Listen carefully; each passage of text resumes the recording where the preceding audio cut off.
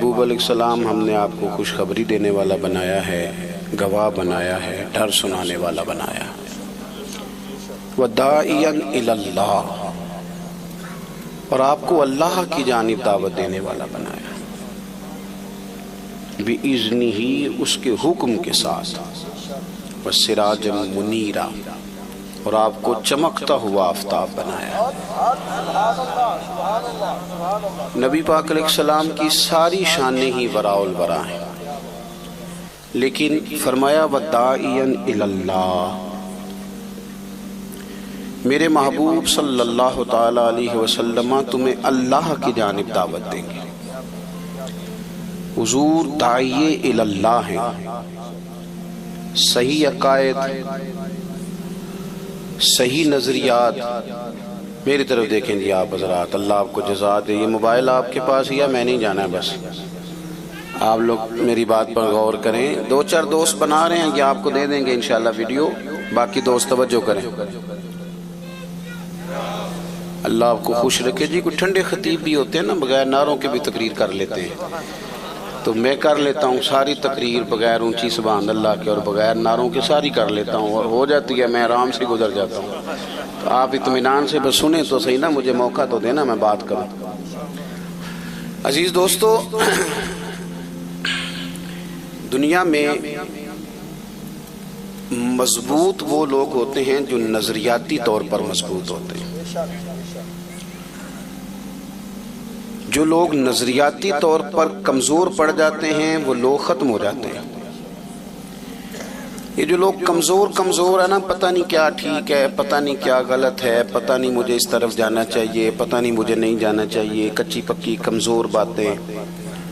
صبح جملہ اور ہے، دوپہر کو جو جملہ ہے وہ صبح والے کے مخالف ہے، اور شام کو جو بات کر رہے ہیں وہ سارے دن کی باتوں کی مخالفت ہے۔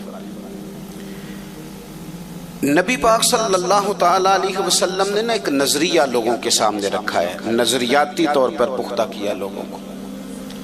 عرب کے لوگ تہمات کا شکار تھے، قربانیاں کر کے اس کا خون کعبے کی دیواروں سے ملتے، وہ طرح طرح کی تہمات کرتے۔ جب وہ طواف کرتے بیت اللہ شریف کا تو سارے کپڑے اتار کے کرتے، احرام باندھ لیتے تو قرآن مجید بتاتا ہے کہ وہ دروازوں سے نہیں داخل ہوتے تھے، پیچھے سے پھلانگ کر کے گھر آتے۔ تہمات کا شکار، کچی پکی باتیں۔ رسول پاک کو اللہ نے داعیہ الی اللہ بنایا، محبوب کریم نے انہیں سچے اور کھرے نظریات دیے۔ وَإِلَٰهُكُمْ إِلَٰهٌ وَاحِدٌ، فرمایا بھئی تم کس بات میں ادھر ادھر بھاگتے ہو، تمہارا معبود ایک ہی معبود ہے، لا الہ الا، اس کے سوا کوئی عبادت کے لائق۔ ان چکروں سے باہر آؤ، تہمات سے، کچی باتوں سے باہر نکلو۔ اور نبی پاک صلی اللہ تعالیٰ علیہ وسلم نے انہیں بتایا کہ اس رب کی عبادت کرو جس کا میں رسول بن کے آیا ہوں۔ اللہ کے پیارے حبیب صلی اللہ تعالیٰ علیہ وسلم نے نکھرے ہوئے عقائد، یہ نظریاتی زندگی ہے، یہ نظریہ ہے کہ ہم دنیا میں کوئی محمل زندگی گزارنی آئے۔ اللہ نے کسی چیز کو عبث نہیں بنایا، کوئی چیز فضول نہیں ہے، نظریاتی زندگی ہے۔ موت اور حیات کی تخلیق میں ایک مقصد ہے، یہ حضور نے بتایا، الذی خلق الموت والحیات لیبلوکم ایکم احسن عملا۔ تم دنیا میں اچھے عمل کرنے آئے ہو، یہاں تم نے اپنی مرضی سے نہیں زندگی گزارنی، اللہ رسول کی مرضی سے گزارنی۔ نظریاتی کیا لوگوں کو اور بتایا کہ یہ دنیا ایک کھیتی ہے، یہاں تم نے کوئی فصل لگانی ہے، قیامت کا دن آئے گا، پھر اس فصل کا تمہیں پھل دیا جائے گا۔ نظریاتی بنایا، نظریاتی۔ وہ جو لوگ غیر نظریاتی تھے نا، مثلا وہ کہتے تھے کھانا ہی سارا کچھ ہے، سونا ہی سارا کچھ ہے، شہرت ہی سارا کچھ ہے، دنیا کا مال دولت ہی سارا کچھ ہے، یہ غیر نظریاتی لوگ ہیں۔ پھر اس کھیل کا کوئی اینڈ بھی نہیں ہوتا، یہ دولت والا کھیل ہے نا۔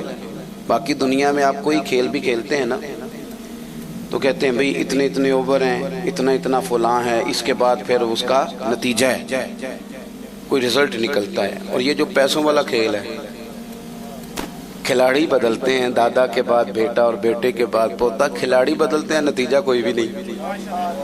کماتے رہو، ساری زندگی لگے رہو. حضور نے نظریاتی کیا، لوگوں کو نظریاتی نظریہ دیا، اللہ کی جانب بلایا، کچی پکی باتوں سے لوگوں کو نکالا، ان کو ان کے اعصاب کو مضبوط کیا. یہ جس دور میں اور آپ رہ رہے ہیں نا، یہ لوگوں کو پکا کرنے کا دور نہیں. اس میں زیادہ تر لوگ قوم کو کچا کرنے کی بات کر رہے ہیں، لوگوں کے ذہنوں میں فتور پیدا کرتے ہیں. یعنی عجیب آدمی ہے نا، ایک بندہ بیٹھ کے صحابہ کرام کو ڈسکس کرتا ہے، اسے پہلے اپنی اوقات دیکھنی چاہیے، پھر حضور کے صحابہ پر بات کرنی چاہیے. وہ جو اول مخاطب ہیں، اول قرآن و حدیث کے، جنہوں نے حضور سے دین لے کے ہمیں دیا ہے، وہ صحابہ کو ڈسکس کر رہے ہیں، اسے پتہ ہی کوئی نہیں. کچے پکے نہ بنے. حضرت ابوبکر صدیق سے لے کر سیدنا امیر معاویہ تک اپنی فکری بنیادوں کا خیال کریں. اور جو حضور کی اولاد ہے نا، اس کو میرے امام نے نسل نور کہا ہے. وہاں بھی ذرا ہوش سے بولیں، ذرا احتیاط سے، ذرا جملوں پر پیرا لگا کے. یہ صرف میرے امام کا فتویٰ ہے کہ تیری نسل پاک میں ہے بچہ بچہ نور کا. یعنی ایک ایک بچے کو نورانیت والا کہا، یہ صرف فاضل بریلوی نے کہا. تو ذرا تھوڑا سا نا نظریاتی طور پہ یہ نکل آئیں. وہ ہمارے یہاں نا تقریر چمکانی ہوتی ہے نا لوگوں نے، تو سادی سادی چمکتی نہیں ہے نا جی. تو وہ پھر نا مطلب میں بھی اکثر رہتا ہوں جلسوں میں، تو میں چھوٹا آدمی ہوں، میں غور سیکھتا ہی رہتا ہوں، آپ سے بھی بڑا کوئی سیکھتا ہوں. تو میں دیکھتا ہوں وہ خطیب صاحب آئے ہیں بیچارے، حال ان کا میری طرح بڑا خستہ ہے، پر وہ بھالو چڑھا رہے ہیں، کہتے ہیں اج میں دسنا ہے صحابہ دی شان کی.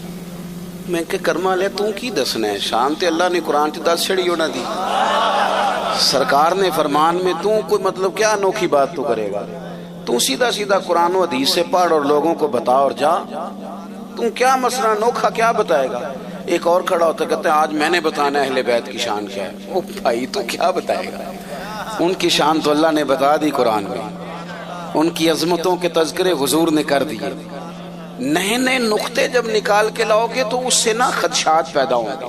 جو باتیں طے ہو گئی ہیں، ہمارے بزرگ طے کر گئے، ان میں کبھی بھی کسی طرح بھی الجھنے کی ضرورت.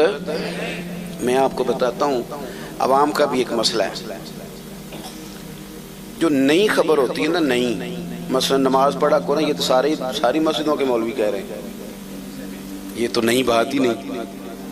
قرآن مجید پڑھا کریں گے تو سارے کہہ رہے ہیں. اب جب کوئی بندہ انوکھی بات کرتا ہے نا، تو بندے کہتے ہیں اے دی سنو، یہ پتہ نہیں ان کی کرن لگا ہے. یہ انوکھی سے نکل آئیں، روٹین میں رہیں اور طے شدہ چیزوں کو نہ چھیڑیں. ایک تو یہ مسئلہ. ایک مسئلہ ہمارے ہاں جاہل صوفیاء کا ہے. جاہل آدمی وہ کیا کرتا ہے، اس نے لوگوں کو تعویذ دھاگے پہ لگا دیا. وہ جناب پیر صاحب اتوار والے دن بیٹھتے ہیں، صبح 9 بجے سے عصر تک وہ مردوں کو ملتے ہیں، پھر جمعرات کو انہوں نے خواتین کا ٹائم رکھا ہے تعویذ دینے کا. یہ غوث پاک کس دن تعویذ لکھتے تھے؟ کسی کتاب میں لکھا ہے؟ کون سی تاریخ رکھی ہوئی تھی؟ تعویذ دینا جائز ہے، میں منع نہیں کر رہا، لیکن صرف اسی کو مقصد بنا لیا آپ نے. پھر لوگ بیچارے، غربت ہے، پریشانی ہے، دکھ ہیں، تکلیفیں، بندہ ٹوٹا بکھرا ہوا آیا ہے. ہمارے صوفیاء نے یہ لکھا ہے کہ اگر کسی اللہ والے کے پاس کو بندہ آ کے کہتا ہے نا میرے پاس اولاد نہیں، تو صوفی کی یہ بھی ذمہ داری ہے کہ وہ دعا کرے اور اللہ اسے اولاد دے دے.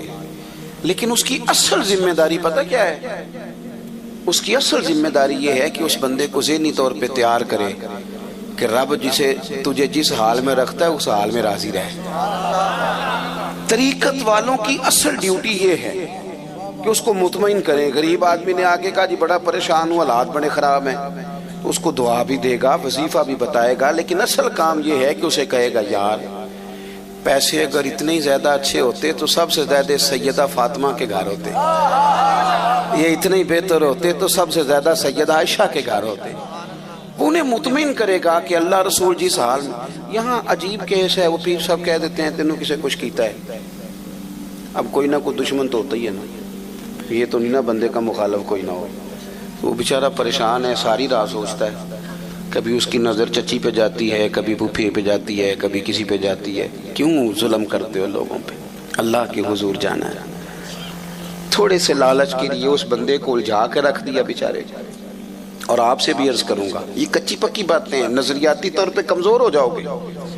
جو لوگ سانپ سے ڈرنے لگ جائیں وہ رسیوں سے بھی ڈرتے ہیں, پھر کمزوری مان جائے گی. کتنے زمانے سے لوگوں کو یہ بتا رہے ہیں کہ دو بہنوں کا اکٹھا نکاح ہو جائے تو کچھ بھی نہیں ہوتا, لیکن وہ گھر جا کے خواتین سے تو بات جس نے کرنی ہے اسی نے کرنی ہے. ہم سے تو وہ حاجی صاحب مطمئن نہیں ہو رہے جو مسئلہ پوچھنے آئے ہیں. وہ کہیں ٹھیک ہے پیر صاحب ہو جاندہ ہے, پر تسی ایک راتی پڑھا دو ایک سویرے پڑھا دیو, مہربانی کرو کر دو ایسا. کیوں مطلب کیا مسلمان قوم بھی اس طرح کی ہوتی ہے؟ میرے پہ جادو ہو گیا. جوان لڑکا, جیتا جاگتا زندہ دل, اٹھتی جوانی, اس نے تو انقلاب برپا کرنا تھا اور وہ کالے جادو کا علاج کرا رہا ہے. اس نے پورے گاؤں کو, پورے شہر کو لے کے آگے جانا تھا, وہ تعویذ لیتا پھر رہا ہے. اس طرح قومیں آگے بڑھتی ہیں. اٹھ باندھ کمر کیا ڈرتا ہے, پھر دیکھ خدا کیا کرتا ہے. نبی پاک صلی اللہ علیہ وسلم نے ہمیں نظریاتی کیا ہے, پکی باتیں پکی. اس کی کو ذرا کم کریں اور آواز کھولیں جی. عزیز دوستو, اللہ کے محبوب علیہ السلام, میں نے کم کر دیں کو کہا تھا, آپ نے بند ہی کر دی. اللہ آپ کو سلامت رکھے. تھوڑی کھول دیں اور میری بات پہ توجہ کریں حضرات. اپنے ذہن کو پکا کریں, کمزور نہ پڑیں. دیکھو سیاستہ میں, بخاری مسلم میں حدیث ہے, نبی پاک صلی اللہ تعالی علیہ وسلم کے صاحبزادے حضرت ابراہیم علیہ السلام کا وصال حضور کی گود میں ہوا. اور صحابہ فرماتے ہیں ہم نے دیکھا کہ حضور کی چشمان اقدس سے, مقدس آنکھوں سے آنسو بھی نکلے. یا رسول اللہ آپ رو رہے ہیں, آپ تو صبر کا حکم دیتے ہیں. فرمایا یہ محبت ہے, یہ آنسو محبت ہیں, ورنہ میرے دل اور زبان پر وہی ہے جس سے میرا رب راضی ہوتا ہے. اب اتفاق کی بات یہ کہ جس دن حضور کے صاحبزادے کا وصال ہوا نا, اسی دن سورج کو گرہن بھی ہو گیا. جوڑنے والے جوڑ دیتے ہیں نا باتیں, جوڑ دی بات کچھ لوگوں نے. انہوں نے کہا آج حضور کے صاحبزادے کا وصال ہوا ہے تو لو سورج کو گرہن بھی ہو گیا. آپ کو پتہ نا وہ بڑی ساری پیروں کی کرامتیں مشہور ہیں, بڑی ساری. کرامت پیر کا کمال ہی نہیں, یہ کوئی کمال ہے؟ یہ تو ڈاکٹر سے بھی دوائی لیں تو آرام آ جاتا ہے, اس کو پیر مان لیں. کیا مذاق بنایا ہوا ہے. اور ایک اور بات بھی آپ کو عرض کروں, جتنا پیر زیادہ جاہل ہو اس کی کرامتیں اتنی زیادہ ہوتی ہیں. کیونکہ وہ جو عالم ہے اس نے تو غور کرنا ہے نا کہ بھئی یہ جو میں بات کہہ رہا ہوں قرآن و سنت میں اس کی کوئی دلیل بھی ہے کہ نہیں. تو جاہل تو آزاد ہے نا, اس نے موج ہی کرنی ہے, پتہ ہی کوئی نہیں جب کسی چیز کا. مہربانی کریں واپس آئیں. میں اکثر دوستوں سے کہا کرتا ہوں, میں کہتا ہوں جس طرح پرانے وڈیرے اپنے گاؤں میں اسکول نہیں نہ بننے دیتے تھے, اس طرح جاہل پیر اپنے آستانے پہ مدرسہ نہیں بننے دیتا. مجھے پتہ ہے پڑھ گئے تو مجھے کیسے مانیں گے, یہ تو ختم ہو جائے گا مسئلہ. وہ علماء کی مخالفت کرے گا, علم کی مخالفت کرے گا, بات پہ کہانیاں سنائے گا. اس کو روک دیں جی, بڑی ہو گئی ویڈیو, آپ بات سنیں, بس تھوڑی دیر میں بات ختم ہو جائے گی. اللہ آپ کو جزا دے, غور فرمائیں. اب وہ کچھ لوگوں نے کہا کہ یہ سرکار کے صاحبزادے نے وصال فرمایا تو سورج کو بھی گرہن ہو گیا ہے.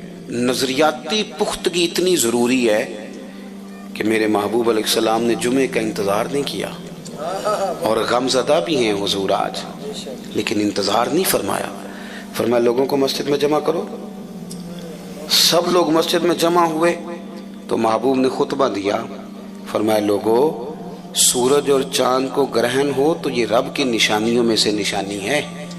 اس طرح کا معاملہ ہو تو پھر استغفار پڑھا کرو, نماز پڑھا کرو.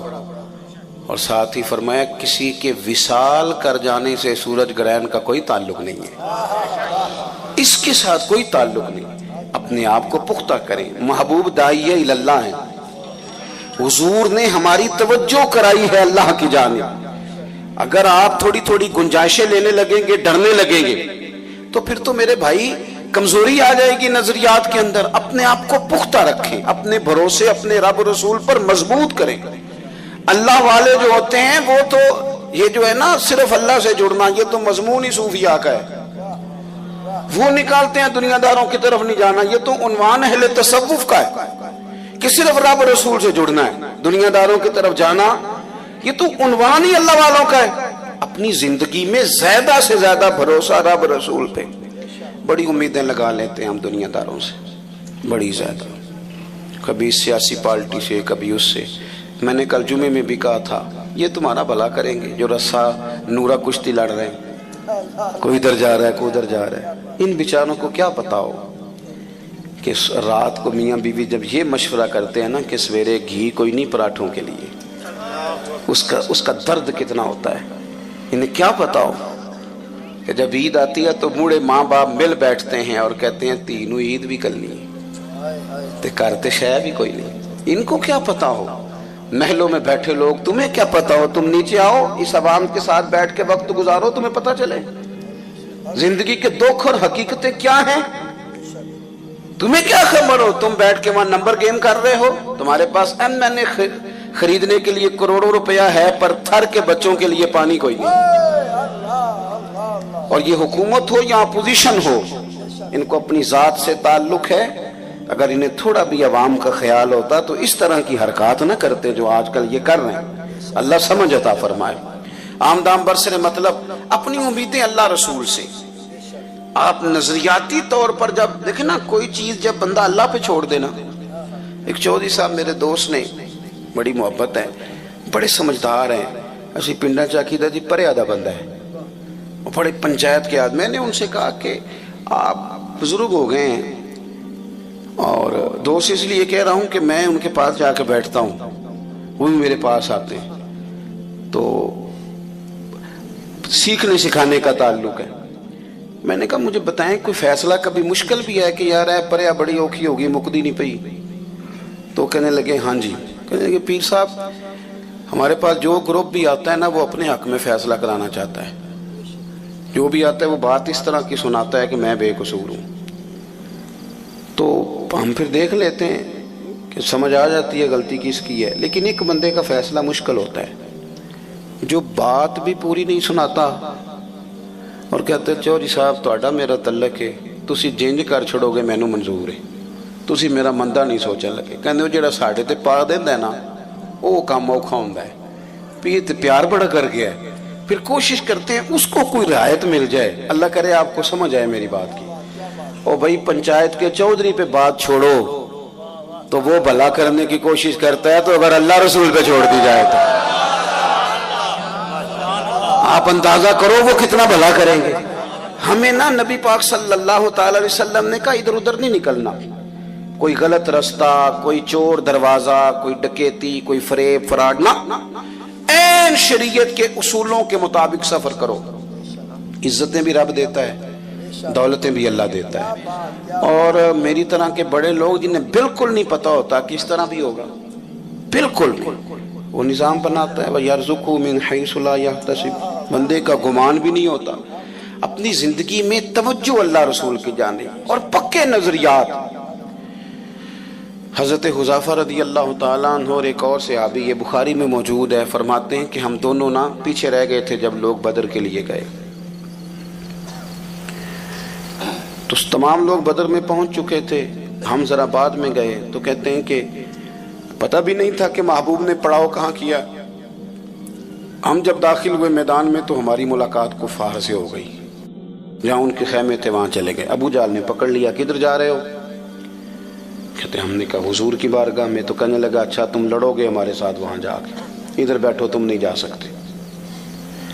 جو بدر کی لڑائی ہے نا وہ آج تک عقل انسانی میں نہیں آتی کہ اس طرح بھی ہوتا ہے. یعنی 1000 کا مقابلہ 313 کے ساتھ. ان کے پاس نہ زر ہیں نہ تلواریں نہ کوئی چیز, اور ادھر ایک ایک بندے کے پاس 3 قسم کا اسلحہ. تیر بھی اس نے گلے میں لٹکائے ہوئے ہیں, نیزہ بھی اس کے پاس ہے, تلوار بھی ہے, 3 قسم کا اسلحہ ہے. اور یہاں نہتے مسلمان. اب ایک ایک بندے کی ضرورت تھی بدر میں. یہ کہتے ہیں ابو جہل نے روک لیا اور کہا تم جا رہے ہو، جا کے ہمارے خلاف لڑو گے؟ فرماتے ہیں ہم نے اس سے کہا کہ ہم لڑیں گے نہیں، صرف حضور کی زیارت کریں گے۔ اس نے کہا پکی بات ہے، عرب کے لوگ جھوٹ نہیں بولتے، کہا پکی بات ہے۔ کہتے اس نے ہمیں جانے دیا، حضور کی بارگاہ میں جا کے عرض کی یا رسول اللہ صلی اللہ تعالی علیہ وسلم، اس نے ہمیں روک لیا تھا، پھر ہم نے اس کے ساتھ یہ وعدہ کیا کہ ہم لڑیں گے نہیں، تو اس نے ہمیں آنے دیا، لیکن حضور ایک ایک بندے کی ضرورت ہے، اب کرنا کیا ہے؟ تو یہ میرے محبوب کریم نے ہمیں نظریہ دیا ہے۔ ایسے ہی چھوٹی چھوٹی باتوں پہ کہنا مجبوری بن گئی تھی، ضرورت پڑ گئی تھی، پھر میں کیا کرتا، پھر حالات ایسے ہیں، پھر زمانے کے ساتھ بھی چلنا پڑتا ہے، کچے ہو جائیں گے آپ۔ اعلیٰ حضرت بریلوی رحمۃ اللہ علیہ فرماتے ہیں کہ اگر کوئی بندہ مستحب چھوڑتا ہے، پھر کچھ عرصے کے بعد وہ سنت بھی چھوڑتا ہے، اور جو یہاں گنجائش تو نکالنی شروع کرتے ہیں اس کے واجبات اور فرائض کا مسئلہ بن جاتا ہے۔ یہ ساری چیزیں دیواریں بنتی ہیں دین کی مضبوطی کے لیے، ایک چیز سے گنجائش نکالیں گے، دلیل پکڑیں گے تو دور نکل جائے گی بات۔ کہتے ہیں عرض کی یا رسول اللہ صلی اللہ علیہ وسلم وعدہ تو کر لیا ہے کہ نہیں لڑیں گے، پر ایک ایک بندے کی ضرورت ہے۔ تو یہ حضور ہمیں نظریاتی کرتے ہیں۔ کریم فرمانے لگے تم نے وعدہ کیا، تم بیٹھ جاؤ، تم نہیں لڑو گے، ہمیں بندوں کی ضرورت نہیں، ہمیں اللہ کی مدد کی ضرورت ہے۔ رب رسول کی مدد ہمیں درکار ہونی چاہیے بھائی۔ اپنے آپ کو نا تھوڑا سا مضبوط کریں گے۔ زندگی میں اصول ہیں جن کی بنیادوں پہ انسان کھڑا رہ سکتا ہے، اور اگر زندگی میں اصول ہی کوئی نہیں، ضابطہ ہی کوئی نہیں، تو نیرا لباس بدل لینے سے تو کوئی نیک نہیں سمجھے گا۔ آپ کے ساتھ جب لوگ معاملات کریں گے، آپ کے ساتھ لین دین کریں گے، اٹھے بیٹھیں گے، تب ان کے سامنے بات کھلے گی کہ آپ فکری طور پر کتنے مضبوط ہیں۔ زیادہ باتیں نہیں کرنی، آپ کے ساتھ بات کو سمیٹنے لگاؤں۔ اللہ کے حبیب علیہ السلام ایک سفر سے واپس آ رہے تھے تو ایک جگہ آرام کر رہے تھے، تلوار درخت کے ساتھ لٹکائی تھی۔ ایک شخص آ گیا، اس نے وہ تلوار حضور کی اتار لی، سے آباد بن دور دور لیٹے ہوئے، اس نے وہ لٹکی ہوئی تلوار حضور کی اتار لی، اور اتار کے محبوب پر تان دی تلوار۔ کہنے لگا بتائیے اب آپ کو کون مجھ سے بچائے گا؟ حضور آرام فرمائے، لیکن کریم نے فرمایا ہے آنکھیں سوتی ہیں، دل میرا جاگتا رہتا ہے۔ محبوب نے آنکھیں کھولی۔ اب میں تقریر کر رہا ہوں نا تو آپ سن رہے ہیں، تو یہ بڑا سادہ سا کام ہے، آسان سا کہہ دینا، سن لینا، لیکن اگر کوئی بندہ آ جائے اچانک اور ایسے پستول کر دے چاہے خالی ہو، تو جو حال ہوتا ہے وہ آپ غور کر لیں کس طرح کا ہوتا ہے۔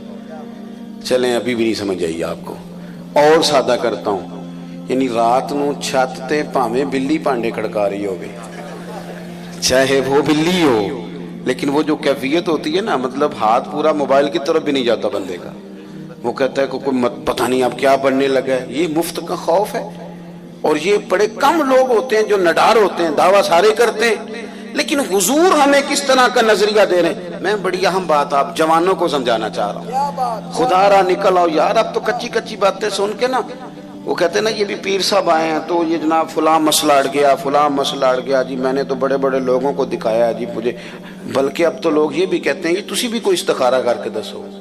اور میں کہتا ہوں یار زندگی میں اگر تو یہیں اڑا رہے گا تو کام کب کرے گا؟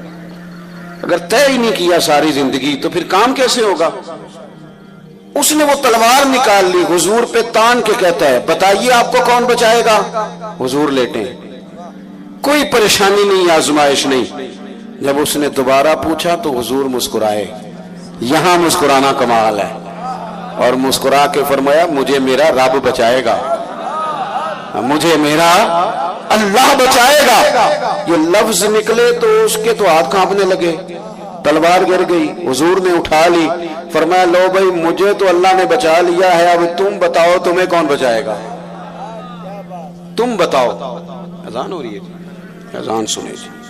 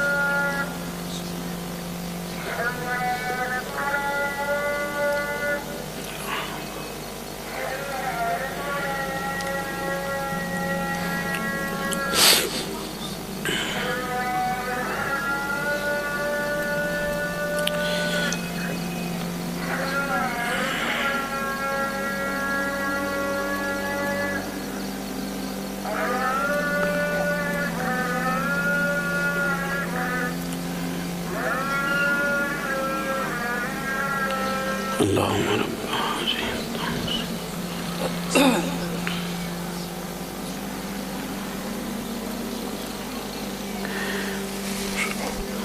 تو محبوب کریم صلی اللہ تعالی علیہ وسلم نے فرمایا مجھے تو اللہ نے بچا لیا، اب تم بتاؤ تمہیں کون بچائے گا؟ اب وہ بولا، عرض کرنے لگا محبوب میں نے سنا ہے آپ بڑے ہی معاف کر دینے والے ہیں۔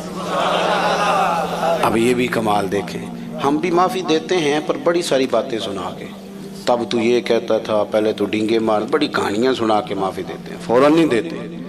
اس نے کہا بڑے ہی معاف کرنے والے ہیں، تو محبوب نے اگلا جملہ ہی نہیں کہا، فرمایا جا پھر میں نے تجھے معاف کیا، جا پھر تجھے معاف کیا۔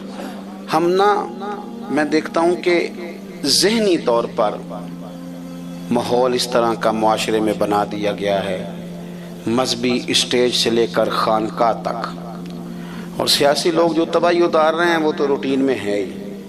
وہ تو 4 لوگ رات کو ٹی وی پہ بیٹھتے ہیں مختلف سیاسی پارٹیوں کے، تو آخر میں اینکر کہتا ہے کہ باتیں آپ نے سن لیا، نتیجہ خود نکال لیجیے گا۔ تو کیا نتیجہ نکالنا ہے سوائے انتشار کے؟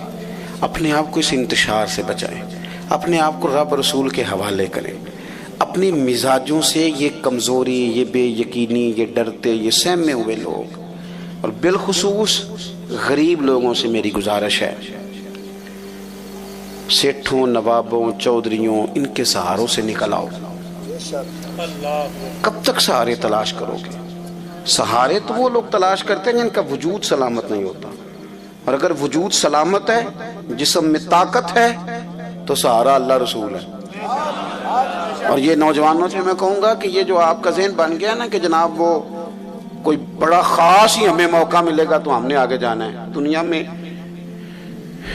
ایک صرف شعبہ برا ہے، ایک پیشہ برا ہے، وہ ہے کسی کے آگے ہاتھ پھیلانا۔ باقی جو جھاڑو دے کے بھی رزق حلال کماتا ہے وہ بھی شان والا ہے، جو صفائی کرتا ہے کسی ادارے میں۔ اپنی زندگی سے باہر آئیں ان چیزوں سے، اور اپنے مقام کو خود پہچانے۔ آپ کو میں اکثر کہتا ہوں کہ جو اپنے آپ کو چودھری سمجھتا ہے اس کی غلطی نہیں ہے، غلطی اس کی ہے جو اپنے آپ کو چھوٹا سمجھتا ہے۔ تو نے کو چھوٹا سمجھا اپنے آپ کو؟ تھوڑا سا ان کمزوریوں سے باہر آئیں۔ آپ کو دنیا میں جتنے بھی لوگ بڑے بڑے ملیں گے یہ کسی چھوٹے سے گاؤں کے رہنے والے، ان میں سے ڈھیر سارے وہ لوگ تھے جن کی فیسیں کوئی جمع کراتا تھا، اتنے وسائل نہیں، لیکن اللہ نے مدد کی، رسول کریم کی نظر کرم ہوئی، مشائخ کی دعائیں ملی، اللہ نے آسانیاں کر دی۔ یہ جو کمزور باتیں، میں چند دن پہلے ایک دستار فضیلت کے جلسے میں تھا تو وہاں ایک صاحب شکوہ کر رہے تھے کہ لوگ علماء کی عزت نہیں کرتے۔ میں نے بعد میں ان سے کہا کہ آپ کو کیا مجبوری ہے لوگوں سے عزت کرانے کی؟ آپ انشراح صدر پیدا کریں، آپ کو کیا مجبوری ہے؟ باقی تو کسی بھی شعبے میں لوگ ڈگری حاصل کریں تو انہیں شان ملتی ہے، اور دین کا طالب علم تو پہلے دن نکلے ابھی کچھ بھی نہیں پڑھا تو فرشتے اس کے پیروں کے نیچے پر بچھا دیتے ہیں۔ تو وہ جو عزت اللہ رسول دے رہے ہیں اس پر کیوں نہیں غور کر رہے؟ لیکن یہ مزدور ہے، مزدور یہ کیوں ایک وزیر کی گاڑی کے پیچھے بھاگتا ہے، بیوروکریٹ کی گاڑی کے پیچھے کیوں بھاگتا ہے؟ بھائی تو اس کی تو پتہ نہیں دولت کرپشن کی ہے کہ کاہے کی، اور تو رزق حلال کماتا ہے۔ تو رب کا شکر کر کے اپنے آپ کو طاقتور سمجھ کہ اللہ تعالیٰ تو نے مجھے جو دیا ہے وہ حلال کا دیا ہے۔ اور ایک اور بات بھی عرض کروں، روب کپڑوں کا نہیں ہوتا، کردار کا ہوتا ہے۔ روب تو کردار کا ہوتا ہے، کپڑوں کا نہیں ہوتا۔ 1.5 کروڑ کا مکان ہو اور 1.25 کروڑ کی پجارو کھڑی ہو اور پیسے صحیح نہ ہو تو لوگ دروازے پہ کھڑے ہو کہتے ہیں 2 نمبر آدمی ہے، دروازے پہ کہتے ہیں یہ 2 نمبر طریقے سے کمایا ہوا مال۔ اور بندہ چھوٹا سا افسر ہو اور دفتر میں اس کے کرسی بھی ٹوٹی ہوئی ہو لیکن رشوت نہ لیتا ہو، تو بہت بڑا آدمی بھی دفتر کے باہر کھڑے ہو کے کہتا ہے پتہ نہیں اس مننی ہے کہ نہ پیسے پڑتا ہے نہ سفارش منتا ہے، ڈر رہا ہوتا ہے بندہ۔ تو مجھے پھر بتاؤ نا، روب کپڑوں کا نہیں، روب تو کردار کا ہے۔ ہمارے نا حاجی ابو داؤد صادق صاحب رحمۃ اللہ علیہ نا ساری زندگی سوٹ سادہ ہی رہا، بڑے بڑے مرید ان کے ملوں والے، فیکٹریوں والے، لیکن انہوں نے مسجد کے 2 کمروں میں عمر گزاری اور راضی ہو کے گزاری۔ کبھی اس بات کو بطور کمزوری بیان نہیں کیا کہ ہو پتہ نہیں کہ نہ دلیری سے کہتے تھے کمال ہے، ہم سے زیادہ کس کی شان ہوگی۔ اور رکشے میں ساری زندگی، رکشے میں جو اپنی صحت کے ساتھ نے آخری سفر کیا وہ بھی رکشے میں، جو اپنی مرضی سے. لیکن بڑے بڑے پیر پجاروں سے اترتے تھے تو پہلے اپنی داڑھی دیکھتے تھے پوری ہے، پھر چین والی گھڑی اتارتے تھے، پھر سارا کچھ ٹھیک کر کے پھر داخل ہوتے تھے ملنے کے لیے. تو سمجھ آتی تھی روب کپڑوں کا نہیں ہوتا، روب تو کردار کا ہوتا ہے. تو اپنے کردار میں آپ روب لائیں گے تو آپ بڑے ہو جائیں گے. باقی یہ ساری چیزیں تو بھئی دنیا داری ہے، پیچھے ہٹ جاؤ پیچھے ہٹ جاؤ پیچھے ہٹ جاؤ، 10 بندوقیں 15 بندوقیں، کیا نکلے گا اس میں سے؟ کچھ بھی نہیں. تو اپنی زندگی کے اندر نظریاتی بنیں گے تو مضبوطی آئے گی. اللہ تبارک و تعالی مجھے اور آپ کو توفیق عمل عطا فرمائے. اللہم صلی علی سیدنا محمد معدن الجود والکرم وآلہ وبارک وسلم. اللہ بڑا بہترین اہتمام کیا دوستوں نے، کوشش قبول فرما. ان جوانوں کی اس محنت کو اپنی بارگاہ میں قبولیت کا درجہ عطا فرما. دور دراز سے، قرب و جوار سے جتنے حباب آئے، اتنے سارے علماء آئے، مشائخ آئے، سادات آئے، مالک سب کا بیٹھنا ہمارے لیے باعث خیر و برکت فرما. اللہ اللہ ہے، مجھ پر پہرا دے گا کون لڑائی میں، مجھ پر پہرا دے گا کون لڑائی میں، مجھ پر پہرا دے گا کون لڑائی میں، مجھ پر پہرا دے گا کون لڑائی میں. میں صدیق اکبر آقا بول پڑے بول پڑے، مٹھی سے ابو جہل کی کنکر بول پڑے. اللہ اللہ ہے اللہ اللہ ہے اللہ.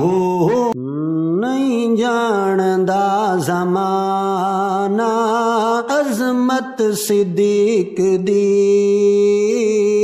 عظمت صدیق دی. نہیں جاندا زمانہ عظمت صدیق دی،